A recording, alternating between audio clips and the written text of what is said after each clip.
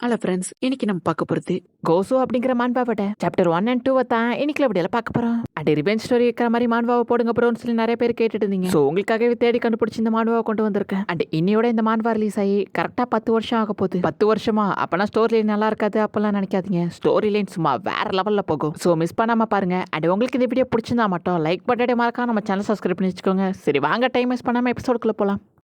இந்த எபிசோடோட ஸ்டார்டிங்லேயே ஒரு பேக்ரவுண்ட் வாய்ஸ்லயும் சரியா ரொம்ப வருஷத்துக்கு முன்னாடி டோக்கோரியாங் அப்படிங்கிற ஒரு கிங் ஆட்சி பண்ணிக்கிட்டு வந்தாரு. அவரோட படையை பயன்படுத்தி நிலத்துல முக்கியமான பகுதி எல்லாத்தையுமே அவர் தான் ஆட்சி பண்ணிக்கிட்டு இருந்தாரு. இப்படியே நாட்கள் போயிட்டு இருக்கவும் டோக்கோரியாங் திடீர்னு மர்மமான முறையில காணா போயிட்டாரு. ஒரு தலைவர் இல்லாத ஆட்சியும் கொஞ்சம் கொஞ்சமா உடஞ்சி பிரிய ஆரம்பிச்சாங்க. இதை தான் காலமா மக்கள் எல்லாருமே நம்பிக்கிட்டு இருக்காங்க. ஆனா இது எதுவுமே உண்மை கிடையாது. இதோட உண்மை எனக்கு மட்டும் தான் தெரியும் அப்படின்னு ஒரு வயசானாலும், ஆனா உண்மை என்னன்னா அவங்க எல்லாருமே எனக்கு துரோகம் பண்ணிருக்காங்க அப்படின்னு அந்த வயசானாலுமே ஒரு 4 பேரை சொல்றாரு. மகாஷா, ஹான்சா, ஹேபிஜின்கோ அப்படின்னு ஒரு 4 பேரை சொல்லிட்டு அவங்க எல்லாருமே எனக்கு கடைசி வரையும் சேவை பண்ணுவேன் அப்படின்னு சத்தியம் பண்ணி கொடுத்துட்டு எனக்கு துரோகம் பண்ணி என்ன மலையில இருந்து கீழே தள்ளி விட்டாங்க. ஆனா அவங்களுக்கு தெரியாத உண்மை என்னன்னா, நான் டோக்கோரியோங், நான் இன்னும் உயிரோட தான் இருக்கேன் அப்படிங்கிறது அவங்களுக்கு தெரியாது. எனக்கு துரோகம் பண்ணவங்க எல்லாருமே காத்துக்கிட்டுருங்க, நான் கண்டிப்பா சும்மா விட மாட்டேன் அப்படி டோக்கோரியோங் நம்ம ஹீரோவை பார்த்து உனக்கு புரியுதா ஆதிரியா அப்படின்னு கேட்கவும், பட் நம்ம ஹீரோ அதெல்லாம் கண்டுக்காம நம்ம ஹீரோப்ப நல்லா தூங்கிட்டு இருக்கான். ஏ ஆதிரா உனக்கு கேக்குதா அப்படின்னு டோக்கோரியோங்க கத்திட்டு, நான் உனக்கு கத்து கொடுத்த வித்தை எல்லாமே ஞாபகம் இருக்குல்ல, இதை வச்சு எனக்காக நீ அந்த துரோகிகளை பழி வாங்கணும் அப்படின்னு நம்ம ஹீரோ பார்த்து சொல்லவும், நம்ம ஹீரோ டக்குன்னு தூக்கத்துல இருந்து கண்ணு முழிச்சிட்டு உங்களுக்காக நான் கண்டிப்பா போராடுவேன் அப்படின்னு நம்ம ஹீரோ கத்தவும், இதை கேட்டு டோக்கோரியோங்க நம்ம ஹீரோவை பார்த்து, நான் சொல்ற கதையை கேட்காமலேயே உனக்கு எல்லாம் புரிஞ்சிருச்சா அப்படின்னு தலையாட்டுற, ஆனா கண்டிப்பா என்னோட வழியும் என்னோட கதையும் உனக்கு புரிஞ்சிருக்காது,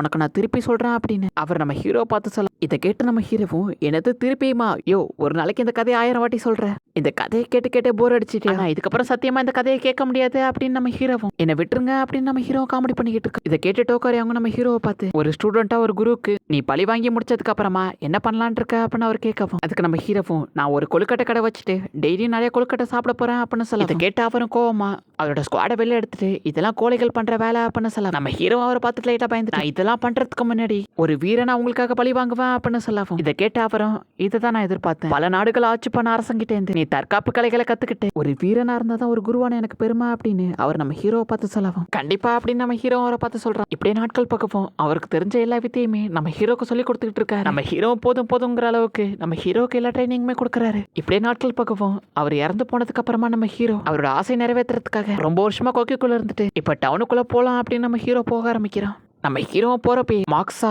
ஹான்சா, ஹெபி ஜியாங் உங்க 4 பேருமே நான் கண்டிப்பா பழி வாங்குவேன், என் மாஸ்டருக்கு துரோகம் பண்ணதுக்கு உங்களை கண்டிப்பா நான் கொல்லுவேன் அப்படின்னு நம்ம ஹீரோ டவுன்ல இருக்கிற கடையில போய் கேட்டா அவங்க எல்லாம் ஆல்ரெடி செத்துட்டாங்க அப்படின்னு, அங்க வேலை பாக்குற பொண்ணு உனக்கு தெரியாதா அப்படின்னு கேட்கவும், நம்ம ஹீரோ அந்த பொண்ணை பார்த்து யார் செத்துட்டா அப்படின்னு கேட்கவும், நீங்க சொன்ன 4 பேர் இறந்துமே ரொம்ப வருஷம் ஆயிடுச்சு, அவங்க இறந்து போய் பல வருஷம் ஆயிடுச்சு, டோக்கோரியாங் திடீர்னு மறைஞ்சதுக்கு அப்புறமா அவரோட பதவிக்கு யார் வருது அப்படின்னு 4 பேருமே அடிச்சுக்கிட்டாங்க. இப்படி அவங்க சண்டை போட்டதுலேயே அவங்க 4 பேருமே நான் பிறக்கிறதுக்கு முன்னாடியே இறந்து போயிட்டாங்க. பட் இது ஒரு பெரிய விஷயம் அப்படிங்கறதுனால இதை சின்ன குழந்தைகிட்ட போய் கேட்டா கூட அதுங்களுக்குலாம் தெரியும். நீங்க ஒரு வால் வேற வச்சிருக்கீங்க, உங்களை பார்த்தா ஏதோ ஸ்காட்ச்மேன் மாதிரி இருக்கு, ஆனா ஒரு சின்ன விஷயம் கூட தெரியாம இருக்கீங்களே, எனக்கு தெரிஞ்சவங்களை பார்த்தா ஒரு கோகுல இருந்து ட்ரைனிங் பண்ணிட்டு இருந்த மாதிரி இருக்கே அப்படின்னு சொல்லிட்டு கேட்கவும், நம்ம ஹீரோமே என்ன இறந்துட்டாங்களா அப்படின்னு நம்ம ஹீரோமே பயங்கர ஷாக்ல உட்காந்துக்கிட்டு இருக்கான். ஏன்னா நம்ம ஹீரோ இத்தனை வருஷமா இவங்க 4 பேரை பழி வாங்குறதுக்காக தான் பயங்கரமா ட்ரைனிங் எடுத்திருப்பான்.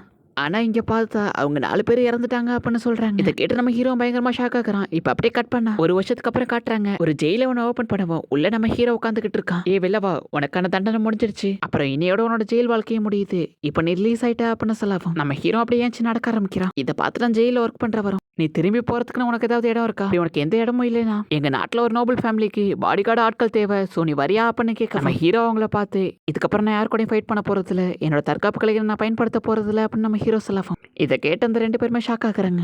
இவங்க 2 பேரும் ஏன் அப்படி ஷாக் ஆகுறாங்கன்னா, ஏன்னா ஒரு வருஷத்துக்கு முன்னாடி நம்ம ஹீரோ ஒரு கொலகார கும்பல் 100 பேரை மொத்தம் நம்ம ஹீரோ ஒத்தால அவனோட ஃபைட்டிங் ஸ்கில்லை யூஸ் பண்ணி அவங்க எல்லாரோட கதையுமே முடிக்கிறான். இப்படி நம்ம ஹீரோ சண்டை போட்டுக்கிட்டு இருக்கிற நம்ம ஹீரோ யாரு போலீஸ் அப்படின்னு தெரியாம நாட்டை ப்ரொடெக்ட் பண்ற கார்ட்ஸையுமே நம்ம ஹீரோ கொலை பண்ணிடுறான். ஸோ நம்ம ஹீரோவோட நல்ல செயலை பாராட்டி அவன் தெரியாம பண்ணிட்டான் அப்படிங்கறதுனால நம்ம ஹீரோட ஜெயில் தண்டனையை 1 வருஷமா குறைக்கிறாங்க. இப்ப நம்ம ஹீரோ போயிட்டு இருக்கவும் அந்த கார்ட்ஸ்ல ஒருத்தவரும் இவன மாதிரி அரக்கெல்லாம் நாட்டுல இருக்கதான் செய்யறாங்க, இவங்க கிட்ட நல்ல ஸ்கில்ஸ் எல்லாமே இருக்கும், அதை நல்ல விஷயத்துக்கு பயன்படுத்தாம கெட்ட விஷயத்துக்குலாம் பயன்படுத்துவாங்க அப்படின்னு சொல்லிட்டு அந்த கார்ட்ஸ் 2 பேருமே நம்ம ஹீரோ பார்த்து பேசிட்டு இருக்கவும், பட் நம்ம ஹீரோ அதெல்லாம் கண்டுக்காம போயிட்டு இருக்கான். நம்ம ஹீரோ போயிட்டு இருக்க போய் நம்ம ஹீரோக்கு பக்கத்துல ஒரு சைட்ல ஓடி வந்துகிட்டு அந்த போலீஸ் போலீஸ் ஸ்டேஷன்ல வந்து நீங்க ஆர்டர் பண்ண டம்ப்ளிங்ஸ் நான் எடுத்துட்டு வந்துட்டேன், இந்தாங்க சாப்பிடுங்க அப்படின்னு சொல்லிட்டு கொடுக்க, இதை பார்த்துட்டு அந்த கார்டுமே இவ்வளவு சீக்கிரம் வந்துட்டீங்களா, சரி இதுக்கான பணத்தை கொடுங்க அப்படின்னு சொல்லிட்டு 2 பேருமே வாங்கி பேசிட்டு இருக்கு. இதை கேட்டு நம்ம ஹீரோவும் டம்ப்ளிங்ஸா அப்படின்னு சொல்லிட்டு நம்ம ஹீரோமே இப்போ ஒரு ஹோட்டலை தேடி போக ஆரம்பிக்கிறான். அந்த ஹோட்டல்ல நிறைய பேர் சாப்பிட்டுட்டு இருக்கவும் நம்ம ஹீரோவும் போயிட்டு சாப்பாடு ஆர்டர் பண்ணி சாப்பிட்டுக்கிட்டு இருக்கு. நம்ம ஹீரோக்கு டம்ப்ளிங் சாப்பிடணும் போல இருக்கவும் நம்ம ஹீரோ ஆர்டர் பண்ணி சாப்பிட்டுட்டு இருக்கோம். அந்த ஹோட்டலுக்கு ஒரு பெரிய மாஃபியா கேங் வரவும் அந்த ஹோட்டலோட ஓனரை அவங்கள பார்த்து டைட்டா பயந்துக்கிட்டே உள்ள வாங்க உங்களுக்கு என்ன வேணும் அப்படின்னு கேட்கவும் அந்த மாஃபியா கேங்ல ஒரு ஆளும் இப்போதைக்கு தண்ணியை கொண்டு வாங்க போதும் அப்படின்னு சொல்லவும் அவங்களும் தண்ணி எடுத்து வந்து வைக்கிறாங்க. அந்த மாஃபியா கேங்கும் ஒரு குயின் மாதிரி இருக்கிற ஒரு பொண்ணை ஃபாலோ பண்ணிட்டு தான் வந்திருக்காங்க.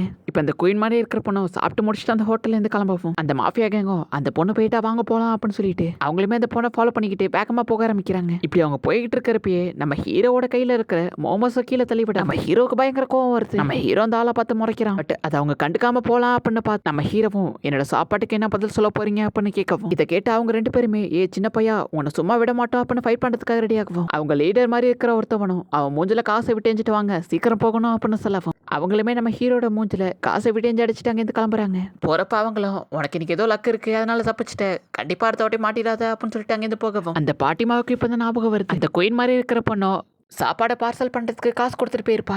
பட் சாப்பாடை மறந்து வச்சுட்டு போக அந்த பாட்டியை அவங்க பேரனை கூப்பிட்டு இந்த சாப்பாடை அவங்க மறந்து வச்சுட்டு போயிட்டாங்க, ஸோ அந்த சாப்பாடை கொடுத்துட்டு வேகமாக போ அப்படின்னு சொல்லி ஓகே பாட்டிமா அப்படின்னு சொல்லிட்டு அவனுமே சாப்பாடு எடுத்துக்கிட்டு அவங்களுக்கு தேடி வேகமாக போக ஆரம்பிக்கிறான். இப்போ இந்த பக்கம் அந்த மாஃபியா கேங்க தான் காமிக்கிறாங்க. அவங்களுமே அந்த கோயின் மாதிரி இருக்கிற பொண்ணு கூட ஒர்க் பண்ணிக்கிட்டு இருக்க சோல்ஜர்ஸை போட்டு அட்டாக் பண்ணிட்டு பாவம் இன்னைக்கு உன்னோட கெட்ட நாள் எங்களால சாக போற அப்படின்னு சொல்லிட்டு அந்த மாஃபியா கேங்கோட லீடர் மாதிரி இருக்கிறவன் சொல்லவும் அந்த மாஃபியா கேங்க அந்த குயினோட ஆட்கள்லாம் போட்டு அட்டாக் பண்ணிக்கிட்டு இருக்காங்க. அப்போ அந்த கடையில் ஒர்க் பண்ற பையனை வேகமா ஓடி வந்துட்டு நீங்க சாப்பாடை மறந்துட்டீங்க இந்தாங்க உங்க சாப்பாடு அப்படின்னு கொடுக்கவும் அந்த குயினுமே நானா அப்படின்னு முழிச்சுக்கிட்டு இருக்கவும் நீங்க தான் சாப்பாடு காசு கொடுத்துட்டு சாப்பாடை மறந்துட்டீங்க அப்படின்னு சொல்லவும் அந்த பொண்ணுமே ஆமா ஆமா அப்படின்னு சொல்லிட்டு வாங்கிக்கிறான். சரி பார்த்து போங்க அப்படின்னு அந்த கடையில் ஒர்க் பண்ற பையன் அங்கேருந்து கிளம்பலாம் அப்படின்னு பார்க்க தம்பி ஒரு நிமிஷம் நில்லுப்பா அப்படின்னு சொல்லிட்டு அந்த மாஃபியா கேங்ல ஒர்க் பண்றவனும் இந்த பைத்தியக்காரனை வச்சுக்கிட்டு என்ன பண்றது, தம்பி உனக்கு நேத்து நைட்டு ஏதாவது மலையில நனைகிற மாதிரி கனவு கண்டியா அப்படின்னு அவர் கேட்கவும் அந்த பையனை யோசிச்சு பார்த்துட்டு ஒருவேளை இருக்கவும் வாய்ப்பு இருக்கு ஏன் அப்படின்னு அந்த பையன் கேட்கவும் அது உன்னை எச்சரிக்கிறதுக்காக தான் வந்திருக்கு ஏன்னா இப்ப நீ சாக போற அப்படின்னு சொல்லிட்டு அவனுமே அவனோட ஸ்குவாட் எடுத்து அவன் தலையை வெட்டலாம் அப்படின்னு ட்ரை பண்ண டக்குன்னு ஒரு காயின் செம ஸ்பீடா வந்து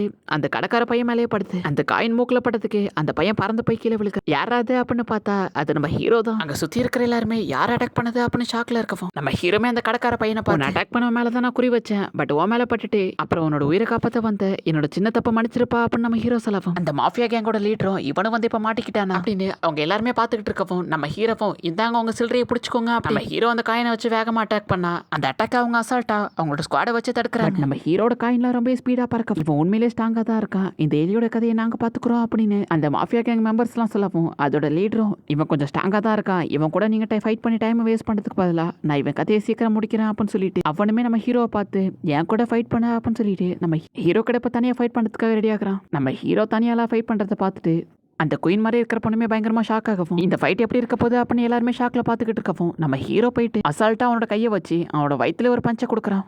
அந்த ஒரு அட்டாக்கே அவனால தாங்க முடியல, அவனோட வாயிலேருந்து ரத்தம் ஊத்திக்கிட்டு இருக்கவும் இவன் எப்படி இதை பண்ணா அப்படின்னு எல்லாருமே ஷாக்ல பாத்துக்கிட்டு இருக்கான். நம்ம ஹீரோ டக்குன்னு கையை திருப்பி அவனோட வாயில ஒரு பஞ்சை விடுறான்.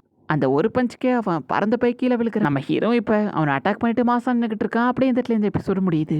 அண்ட் நம்ம ஹீரோ ரிவெஞ்ச் எடுக்கிறதுக்காக இத்தனை வருஷமா ட்ரைனிங் பண்ணவங்க எல்லாருமே ஆல்ரெடி இறந்து போயிட்டாங்க அப்படிங்கிற விஷயத்த நம்ம ஹீரோவால சுத்தமாக ஏற்றுக்கவே முடியல. அண்ட் இதுக்கப்புறம் தான் ஸ்டோரி லைன் கொஞ்சம் டிஃப்ரெண்டாகவும் காமெடியாகவும் சூப்பராகவும் இந்த மான்வாவை கண்டினியூ பண்ணலாமா இல்லை வேண்டாமா அப்படிங்கிறத முடிஞ்சா கமெண்ட்ல சொல்லுங்க. அண்ட் தேங்க்யூ ஃபார் வாட்சிங். கைமரா நெக்ஸ்ட் எபிசோட மீட் பண்ணலாம்.